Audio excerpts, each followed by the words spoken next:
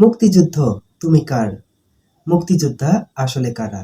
শেখ হাসিনা আমলের মুক্তিযোদ্ধা নাকি বর্তমানে এই সরকারের আমলের মুক্তিযোদ্ধা? সত্যি বলতে আমাদের বাংলাদেশে দুই ধরনের মুক্তিযোদ্ধা আছে। নাম্বার ১, ১৯৭১ সালে যারা আমাদের বাংলাদেশকে রক্ষা করার জন্য পাকিস্তানি হানাদার বাহিনীদের অস্ত্রের সামনে নিজেদের বুক উজাড় করে দিয়েছিল, যাদের ত্যাগের ফলই আজকের আমাদের এই বাংলাদেশ। অপরদিকে নাম্বার ২, যারা স্বাধীনতা পরবর্তী সময়ে নিজেদেরকে মুক্তিযোদ্ধা দাবি করে শুধুমাত্র স্বার্থের কারণে এবং রাজনৈতিক সুবিধা নেওয়ার জন্য, রাজনৈতিকভাবে শক্তিশালী হওয়ার জন্য। এমন সংখ্যাটাও কম নয়।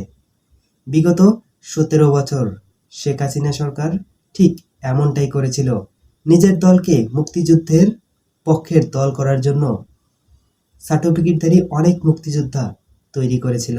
তবে সবথেকে দুঃখের বিষয়, আমাদের বর্তমান সরকার সংসদ অধিবেশনে উঠতে বসতে নিজেদেরকে মুক্তিযোদ্ধা দাবি করে এবং নিজেদেরকেই মুক্তিযোদ্ধার পক্ষের দল দাবি করেন এবং বিরোধী দলকে রাজাকার হিসেবে উপস্থাপন করেন। এটা খুবই দুঃখজনক। এখন একটা প্রশ্ন করতেই হয়, মুক্তিযোদ্ধা আসলে কারা? শেখ হাসিনার আমলের মুক্তিযোদ্ধা নাকি এই সরকারের আমলের মুক্তিযোদ্ধা? দর্শক, এই প্রশ্নের উত্তর জানি কেউ দিতে পারবে না, তবে এতটুকু বলে রাখা ভালো, মুক্তিযুদ্ধকে বিক্রি না করে সত্যিকার অর্থেই যারা প্রকৃত মুক্তিযোদ্ধা তাদেরকে খুঁজে বের করে তাদেরকে উপযুক্ত সম্মানী দেওয়া, তাদেরকে উপযুক্ত সম্মান দেওয়া, এটা আমাদের রাষ্ট্রের দায়িত্ব।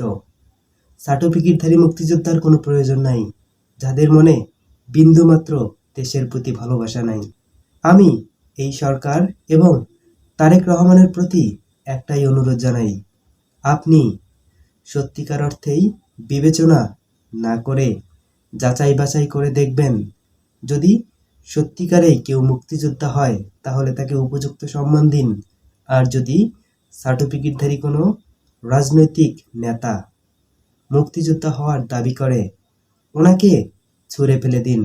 এতে আপনারই মঙ্গল হবে, কারণ আপনি ওনার সন্তান, যিনি ১৯৭১ সালে রাজপথে ছিলেন, বাংলাদেশকে নেতৃত্ব দিয়েছেন শহীদ প্রেসিডেন্ট জিয়াউর রহমান। এটাই আমাদের প্রতিটা বাংলাদেশির চাওয়া, নিজের দলকে মুক্তিযোদ্ধার পক্ষের দল বানানোর জন্য কোনো কিছুই করবেন না, এটা আমাদের আশা। দর্শক, আপনাদের কাছে কি মনে হয় কমেন্টে জানিয়ে দিন। সম্ভব হলে চ্যানেলটিকে সাবস্ক্রাইব করে পাশে থাকবেন। ধন্যবাদ সবাইকে।